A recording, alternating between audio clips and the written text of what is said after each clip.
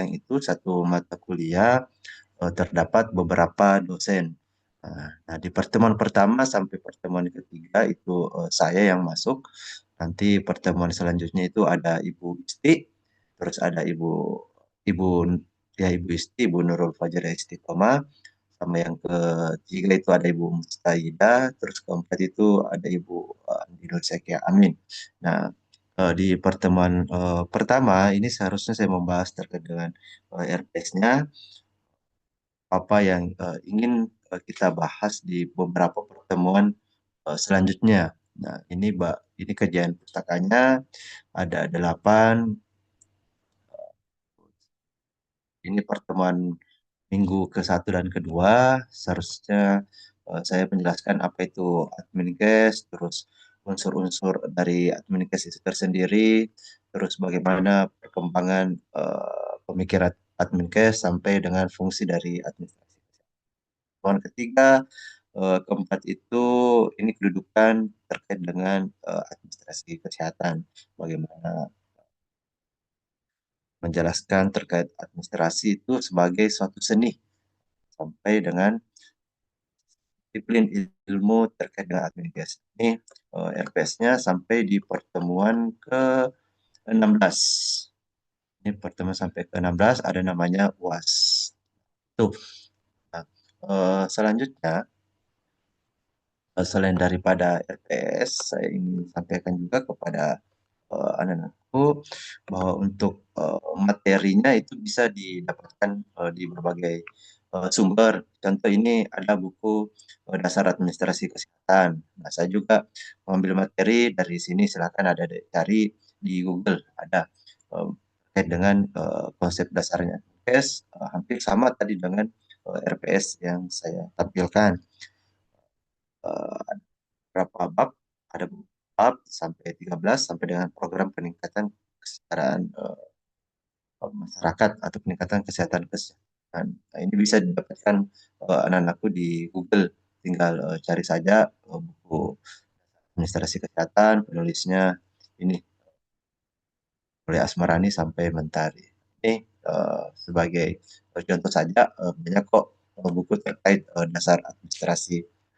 Dan itu seharusnya saya jelaskan di minggu pertama ya di kontrak PH, tapi tidak apa-apa, saya mengulasnya kembali karena itu memang menjadi suatu kewajiban dan hak mahasiswa tahunya RPS dan materi apa yang ingin dibahas di tiap pertemuan. Tuh. Terus saya jelaskan juga bahwa mungkin minggu depan itu yang masuk dosennya Ibu Isti ya. Jadi bukan saya lagi. Jadi materi sebentar itu saya akan rapel di pertemuan dan pertemuan ketiga. Saya rapel saja. Saya mau share screen dulu. Ini materinya. Ini sudah bisa dilihat, dilihat ya pastinya. Hmm. Su- Di pertemuan kedua, di minggu lalu seharusnya saya bahas terkait dengan ini subjek PMK-nya terkait dengan konsep dasar administrasi kesehatan itu tersendiri, terus apa penilaiannya nanti. Nah, ini indikator penilaiannya bisa jadi bahan ujian di akhir semester. Kemungkinan ketika anak-anakku ujian akhir semester, saya akan berikan soal terkait apa itu kan, terus sampai dengan fungsi dari admin case itu sendiri. Nah, admin case itu sambil baca bisa saya jelaskan juga bidang yang mengelola, terus merencanakan dan mengorganisir layanan kesehatan dalam sebuah organisasi atau sistem. Jadi administrasi kesehatan itu bidang yang mengelola sampai mengorganisir layanan kesehatan dalam sebuah organisasi. Itu mencakup namanya pengelolaan rumah sakit, klinik, ataupun layanan atau fasilitas kesehatan yang lainnya. Masuk ini itu sumber daya manusianya, terus keuangannya, sampai dengan kebijakan terkait dengan kesehatan. Admin case itu tersendiri itu berfokus pada efisiensi operasional, terus peningkatan kualitas layanan dalam artian bagaimana pelayanan kita, terus sampai dengan memastikan kepatuhan terhadap regulasi kesehatan yang berlaku. Dalam artian bagaimana kita nanti bekerja di instansi atau di tempat kerja kita, kita bekerja sesuai dengan standar atau SOP, standar operasional yang berlaku atau yang ada di instansi kita kerja. Tuh. Ini secara umumnya. Terus apa unsur-unsur dari admin case itu tersendiri. Ini unsur-unsurnya ada beberapa ya. Ini ada 10, mulai dari perencanaan, terus pengorganisasian, terus ada namanya pengarahan, pengendalian, sampai dengan kepatuhan dan regulasi.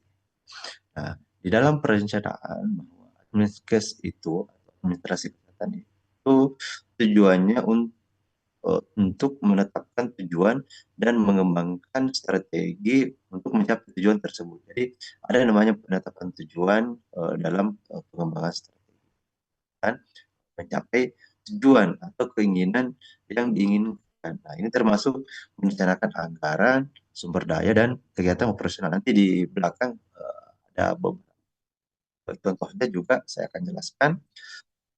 Terus bagaimana dengan pengorganisasian? Pengorganisasian itu adalah struktur organisasi yang diatur untuk mencapai tujuan dan membagi tugas, wewenang, dan tanggung jawab. Jadi, saya jelaskan di awal bahwa admin case itu bidang yang mengelola sebuah organisasi. Hanya saya sampaikan di sini bahwa di dalam suatu organisasi, fungsi dari salah satu admin case itu adalah mana caranya kita akan membagi tugas dan tanggung jawab di dalam sebuah sistem pelayanan kesehatan. Ini mencakup terkait dengan departemen. Jangan sampai unit A atau unit atau departemen A dia bekerja sesuai dengan tanggung jawab di eh, departemen B. Seharusnya tidak, ya departemen A kerja sesuai dengan kinerja departemen A, bukan kinerja departemen B. Nah, supaya apa? Supaya kinerjanya itu efisien dan efektif. Terus yang ketiga ada namanya pengarahan. Di sini pengarahan adalah proses memberi arahan, membimbing dan mengawasi karyawan dalam melaksanakan tugas mereka, masuk motivasi, komunikasi, dan kepemimpinan. Nah, ini motivasi dalam artian bisa memotivasi diri sendiri, bisa memotivasi kerja atau sejawat, bisa motivasi dari atasan. Sama dengan komunikasi, bagaimana kita menjaga komunikasi. Nah, di pertemuan ketiga nanti saya akan membahas terkait dengan administrasi kesehatan itu adalah seni.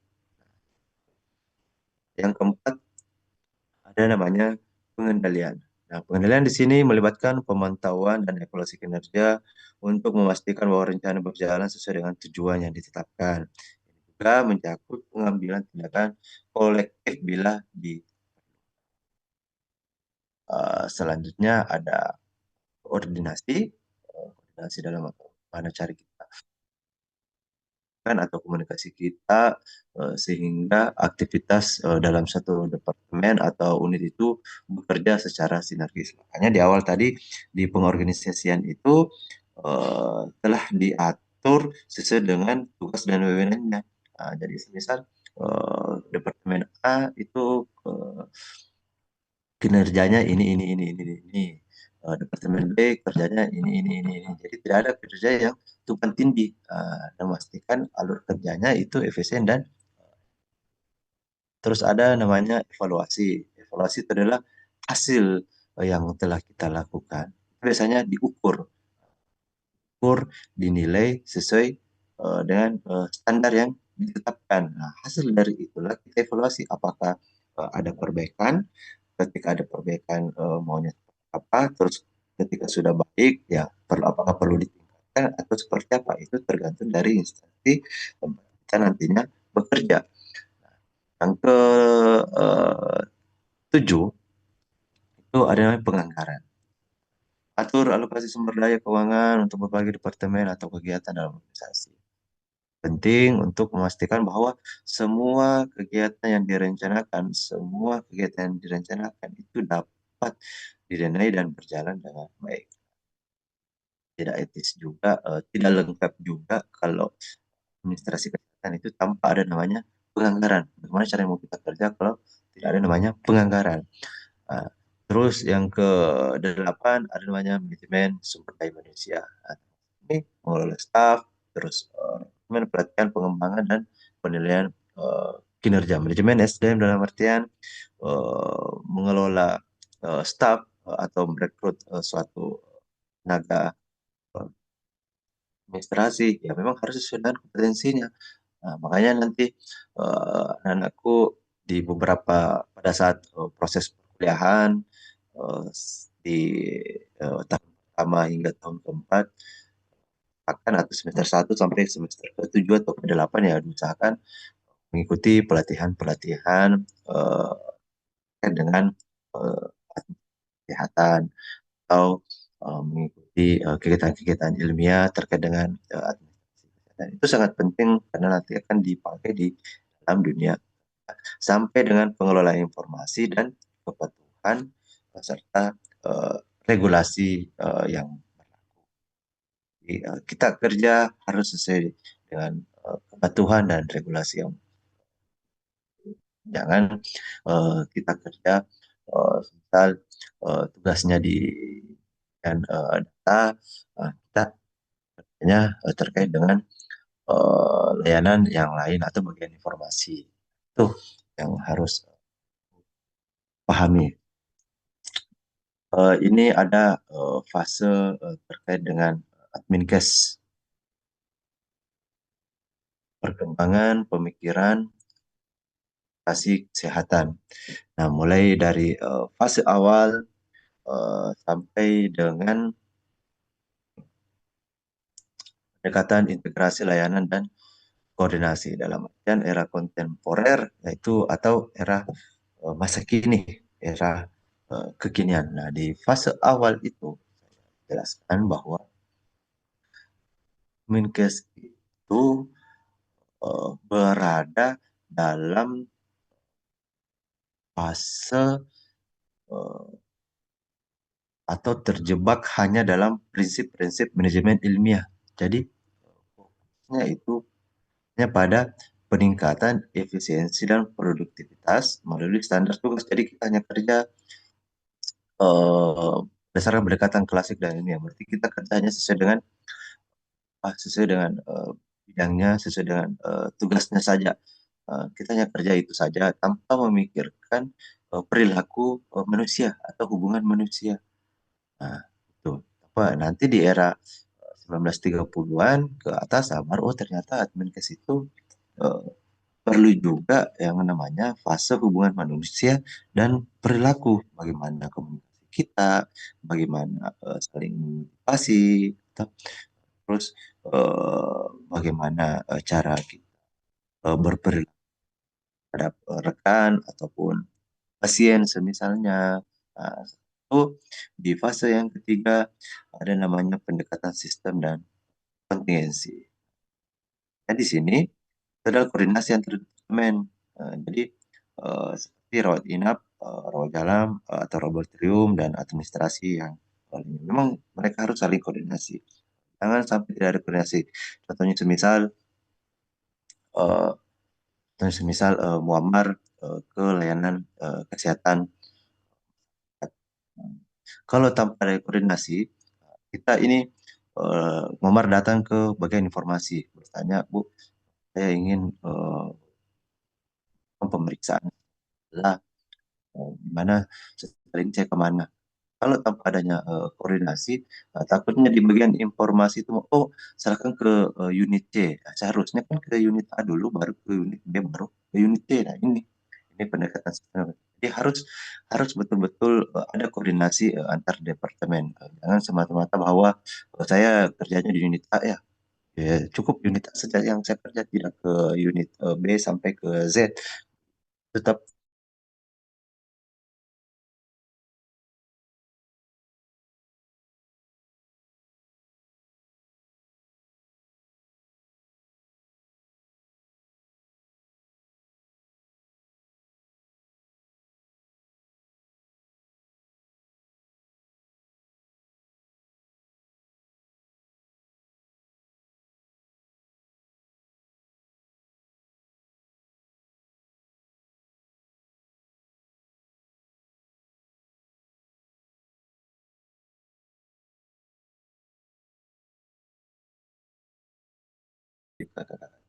Ya, dia lebih kepada pendekatan manajemen kualitas. Yang kelima itu ada namanya pendekatan berbasis teknologi. Oke. Eh, di tahun 2000-an, mau tidak mau, eh, apalagi 2025, kalau ada ini anak-anakku yang masih belum paham, eh, contoh apa, contoh penggunaan Android saja, atau edit apa itu, sebenarnya sudah jauh tertinggal. Sudah jauh tertinggal di tahun 2005, dan aku paham terkait Microsoft Word, atau Office, pada bisa Office keseluruhan, Excel apa segala macam ya, Word-nya memang harus paham. Nah, di pendekatan basis teknologi dan informasi, ini penerapannya terkait dengan SIMKES, SIM-RS, ada juga namanya SIM-RS, Sistem Informasi Manajemen Rumah Sakit, terus ada namanya catatan medis, dan yang lain-lain banyak teknologi-teknologi yang diterapkan di rumah sakit ataupun di dan Nah, eh, terus selanjutnya ada namanya pendekatan berbasis nilai. Makanya ada yang biasa disebut kesehatan itu mahal. Eh, Mau jadi sehat itu mahal, apalagi yang sudah memang betul-betul divonis semisal sakit. Ya mau tidak mau harus berbayar. Jadi ada istilahnya fee for service, ada uang, ya ayo ke sini. Nah, ini di mana penekanan ini diberikan pada hasil yang diperoleh pasien. Jadi memang grade, semisal nih contoh BPJS kelas 1 atau kelas 2 atau kelas 1 dan kelas 3 pasti beda pelayanannya. Nah, itu pasti beda pelayanannya. Terus yang terakhir, ada namanya pendekatan integrasi layanan dan koordinasi. Jadi, fokusnya koordinasi lintas fungsi antara berbagai penyedia layanan kesehatan untuk memastikan pasien menerima perawatan yang komprehensif dan berkelanjutan. Ini lah berapa fase perkembangan pemikiran. Ini tadi sama yang unsur-unsurnya ya, mulai dari perencanaan, contohnya ini teman-teman bisa, aku bisa catat atau screenshot langsung. Contohnya perencanaan menyusun rencana pengembangan rumah sakit atau klinik, terus perencanaan kapasitas tempat tidur, jangan jangan satu gedung atau jangan satu ruangan itu eh, kapasitasnya 5 diisi menjadi 10, itu kan tidak sesuai. Terus di pengorganisasian itu menyusun rencana pengembangan rumah sakit, melibatkan pembentukan struktur, terus pengarahan sampai memberikan kepada staf untuk memberikan tentang baru penilaian, ada namanya audit klinis, terus evaluasi kinerja staf, pengukuran indikator kinerja utama seperti waktu tunggu pasien dan sampai dengan penerapan standar. di- Nah, dikoordinasi, koordinasi antar tim dan perawat atau unit tertentu. Terus penganggaran itu menyusun anggaran tahunan untuk rumah sakit sampai dengan evaluasi, bagaimana evaluasinya, program sampai dengan penilaian kebutuhan pasien dan hasil operasional rumah sakit. Tadi pengelolaan informasi ada namanya SIM S, sistem informasi manajemen rumah sakit. Bagaimana implementasinya? Apakah uh, atau tidak? Karena terkadang kalau kemarin-kemarin orang lebih senang catat di buku dibanding dengan di komputer. Hal lebih lebih safety kalau di komputer karena data pasti sudah tersimpan. Meskipun komputernya terbakar atau rusak, ada namanya database. Makanya disebut namanya aplikasinya SIM-RS atau pemantauan catatan kesehatan elektronik. Eh, ini di pertemuan ketiga saya lanjut saja ya. Singkat-singkat,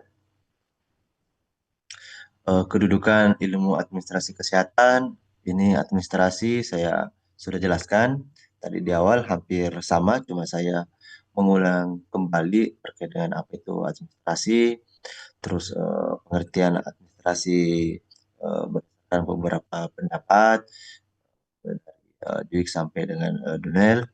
Terus ini saya ulang kembali admin kes itu apa, bidang studi yang terkait dengan manajemen dan pengelolaan sumber daya dalam sistem kesehatan yang meliputi perencanaan sampai dengan evaluasi.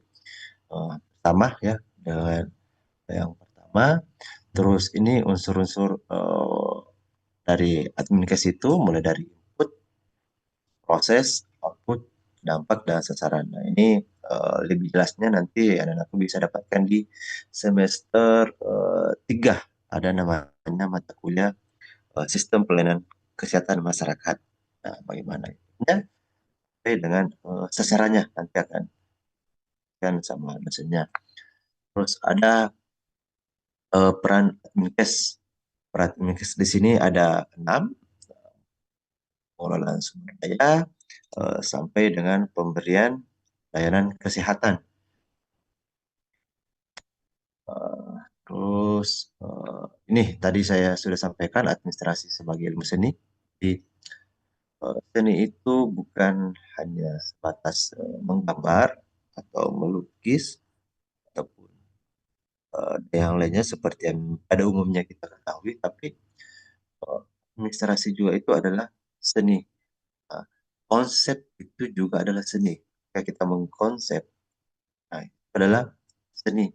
Ketika kita bicara eh, bagaimana bertutur kata dengan pasien atau dengan masyarakat, itu juga seni. Nah, itu tergantung dari nanti seninya itu tergantung dari penilaian orang-orang. Apakah eh, bernilai konotasinya positif atau negatif. Nah, itu tergantung dari adik-adik nantinya. Nah, itu akan didapatkan di mata kuliah sistem pelayanan kesehatan. Bagaimana caranya adik-adik berkomunikasi dengan orang lain. Terus metodenya tadi juga adalah seni berdasarkan sifat empiris, harus sistematis. Karena adminkes itu memang betul-betul harus empiris, harus teruji kebenarannya, harus sistematis, harus objektif, dan harus analitis. Terus mampu menganalisis itu adminkes. Jadi kita di adminkes itu bukan sebagai pelayan ya, dalam tanda kutip, bukan pelayan yang negatif tapi positif. Bagaimana caranya meningkatkan derajat kesehatan, bagaimana cara kita bertutur dengan orang lain, bagaimana cara kita melayani pasien dan segala macam. Nah, itulah administrasi kesehatan. Nah, tapi bukan dibatasi sebagai itu, luas. Komunikasi itu juga bisa memberikan ide pendapat terkait dengan kebijakan atau regulasi terkait dengan kesehatan. Bisa, kita juga membuat itulah ilmunya kan. Eh, Bisa juga memberikan konsep, bisa, tapi bukan hanya sekedar melayani ya yang aku harus pahami. Ini batasannya. Kalau batasannya komunikasi itu ada tiga, mulai dari sumber dayanya ya, sampai dengan kapasitasnya. Jadi kita hanya terbatas pada kondisi fisik, mental. Jadi kalau kondisi fisik, mental, dan biologis dari tenaga pelaksana yang sudah menurun, berarti otomatis secara konsep adminkes itu tersendiri dibatasi. Terus ada yang kedua ada prosedur, terus yang pertama ada namanya sumber daya. Ini manfaatnya, itu manfaat dari adminkes itu sendiri dapat dikelola dengan sumber dan kesanggupan secara efektif. Jadi, adminkes itu kita kerja efektif dan efisien. Itu adminkes.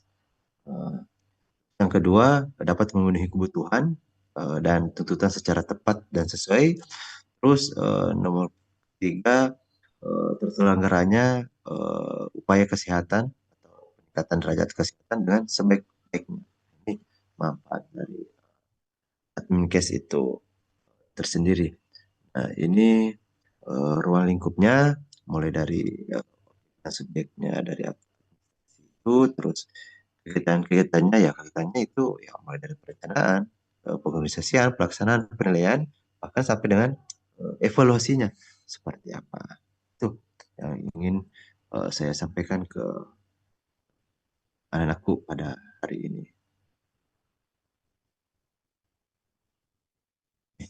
Ada yang ingin didiskusikan? Hmm?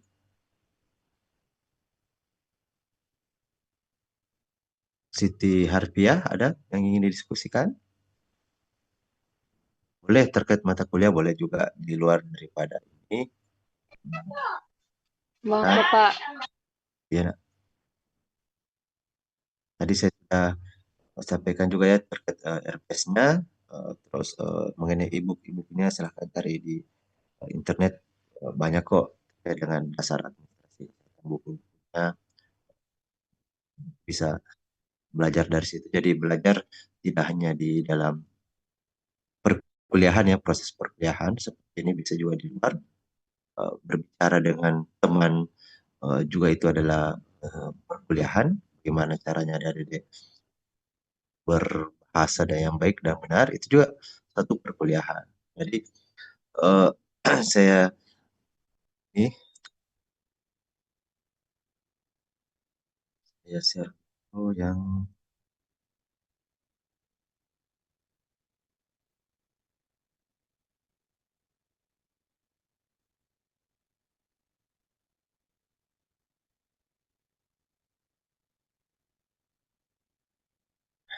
ini RPS-nya saya share. Di sini ada namanya bentuk pembelajaran atau metode pembelajaran. Nah, di sini ada namanya ada beberapa macam metodenya, ada diskusi dan yang lain-lain. Terus ada juga istilahnya eh, apa kuliahnya secara belajar mandiri, terus eh, apa ya tugas mandiri, terus ada namanya macam-macam. Nah, eh, waktu yang diberikan di sini berbeda, ada yang 2 kali 50 menit, terus ada yang 2 kali 60 menit. Eh, di dalam sistem perkuliahan saya itu memang kita singkat 1 jam sudah cukup, selebihnya itu perkuliahannya saya serahkan ke anak-anakku. Dalam artian tanda kutip bisa terkait mengulang materi yang diberikan, dan juga mengenai hal yang lain. Contoh nih, Sarah ketika ketemu dengan Siti atau Diva atau Mamar, ketika ketemu di kampus, mereka berdiskusi, itu juga bisa dikatakan sebagai perkuliahan. Ya, bukan saja dalam bentuk materi, misal bagaimana cara bertutur katanya, terus terus ngomongnya, terus yang lain-lainnya, itu juga bagian daripada perkuliahan itu. Nah, biasanya saya 1 jamnya itu ya saya serahkan ke mahasiswa. Mau perkuliahannya terserah, mau belajar mengulang kembali, ya kan, mau di mana itu terserah. Saya bebaskan.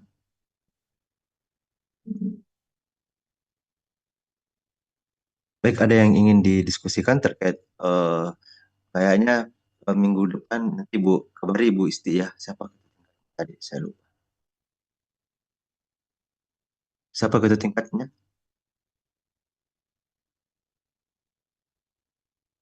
Ketua tingkat Saya Pak. mana? Oh, Mamar. Ya, siapa Ya, lagi? Yang kelas A siapa? Raisa. Baik, nanti untuk pertemuan selanjutnya ke Ibu Isti ya, Bu Nurul Fajar Istiqamah. Nanti saya share nomornya di grup. Usahakan di angkatan 2025 ini, di minggu ini sudah clear semuanya di saya. Tidak apa-apa, kayak di kelas A dan kelas E ini saya langsung rapel saja 3 pertemuan supaya seimbang semuanya satu angkat. Jadi ke Bu Isti semuanya sudah pertemuan keempat. Kan di absen, kalau absensinya saya langsung saja 3 kali ya, karena minggu lalu saya tidak sempat hadir, ada kegiatan seminar, silakan di absen sendiri, dan ketua tingkatnya yang absen. Terserah, saya serahkan semuanya punya ke ketua tingkat absensinya. Terus kalau ada monitoringnya, nanti ketemu saja saya di kampus hari Senin. kayaknya ada monitoring perkuliahan ya, kalau nggak salah. Iya Pak, ada. Ya, nanti hari Senin kan masih belum bisa masuk kampus ya perkuliahannya. Nanti hari Senin saja ke saya. Pak, terima kasih. Ada yang lain ingin disebutkan? Citra mungkin, Lestari, Asmaul Husna. Kalau sudah tidak ada, saya pikir cukup untuk hari ini karena sudah sore. Eh, tadi sebelumnya ini mata kuliah apa? Bahasa Inggris, Pak. Oh, bahasa Inggris. Iya. Baik, saya pikir cukup ya untuk hari ini. Silakan beristirahat. Terima kasih atas kehadiran dan aktivitas. Assalamualaikum warahmatullahi wabarakatuh dan selamat sore. Waalaikumsalam Waalaikumsalam warahmatullahi warahmatullahi wabarakatuh. wabarakatuh.